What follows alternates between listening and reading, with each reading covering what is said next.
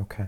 Something we haven't talked about yet is materialism. And where does this come in?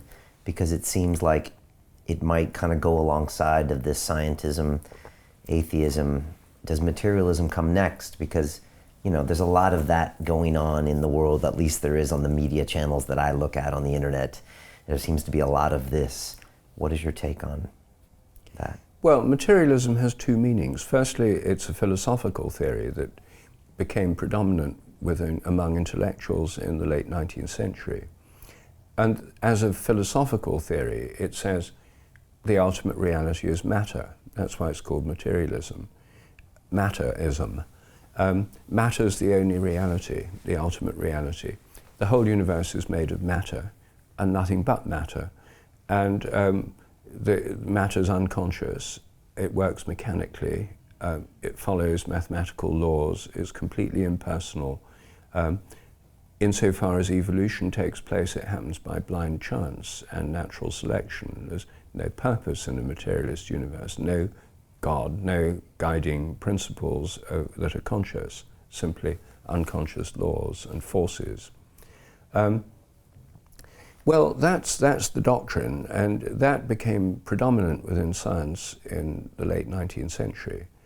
And as a doctrine, it works quite well for a technological civilization. If you've got a civilization that's all about engineering and machines and progress through gadgets and technology, jet planes and the internet and smartphones and things, as a philosophy it works pretty well, but it doesn't work very well if you ask the question, well, why are humans conscious? Why is there any consciousness in the universe? Because if nature is made of nothing but unconscious matter, how come we're conscious? And in the philosophy of mind, that is called the hard problem. The very existence of consciousness is a problem for materialism. It gets rid of God and angels and other forms of consciousness from the worldview, but it hasn't got rid of human consciousness. And some materialists pretend that we're not really conscious. Some pretend our consciousness is just an illusion. But that doesn't explain it, because illusion is a mode of consciousness. It's a really big problem in the very heart of science, and there's a lot of thinking about this going on at the moment. Consciousness studies are now a very big part of science. Yeah, where is that right now? How do you explain consciousness or define consciousness or prove it? Well, I'll come back to that, but I'll just deal with the second meaning of materialism. The second meaning, in like everyday speech, is where people say, people are very materialistic if they just want to buy things and go to shopping malls and have stuff and are concerned about money and things. Well, that's the everyday thing, and most people who use it in that sense aren't aware that it's a whole philosophy of nature. But the two are related, because if you think matter's the only reality, then buying stuff seems like the best kind of thing to do. The ultimate reality. So anyway, to come back to consciousness, the traditional opponent of materialism in Western philosophy is called dualism, and that's what science started out with in the 17th century, modern science. The whole of nature is mechanical, unconscious matter. But there is also in nature something which is non-material, which is conscious spirit, which is completely immaterial and not in space and time. And there's three kinds of conscious spirit. Firstly, God. Secondly, angels. And thirdly, human minds.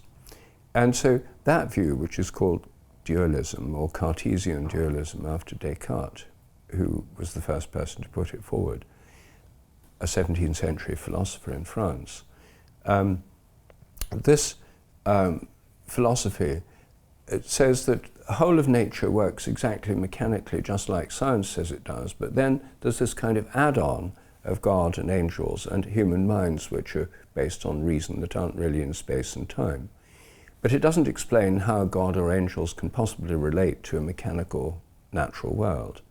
So in the 19th century, the materialists said, oh, well, let's just get rid of this realm of spirit, get rid of God and angels, and that means all religion's ridiculous. And that meant that revolutionaries like the French revolutionaries and later the Russian revolutionaries could undermine the power of the church, which they thought was propping up reactionary states. by saying, well, the whole thing's a sham and a pretense, and there's no God, there's no meaning in any of this. And so it became, materialism led to a kind of political atheism, which was liberating in many ways, but which created this hard problem. If you get rid of all forms of consciousness from the universe, except human consciousness, you're then left with the problem of how do you explain it? So we get to the hard problem. And I myself don't like the materialist theory because, I don't like that, and I don't like the dualist theory either because it has kind of separate consciousness. Right. Continue watching this fascinating conversation for free by clicking on the link below to visit our website, learn from the best minds in the world, and connect with a community of passionate people building the best versions of themselves. Just click on the link below, and I'll see you on the inside.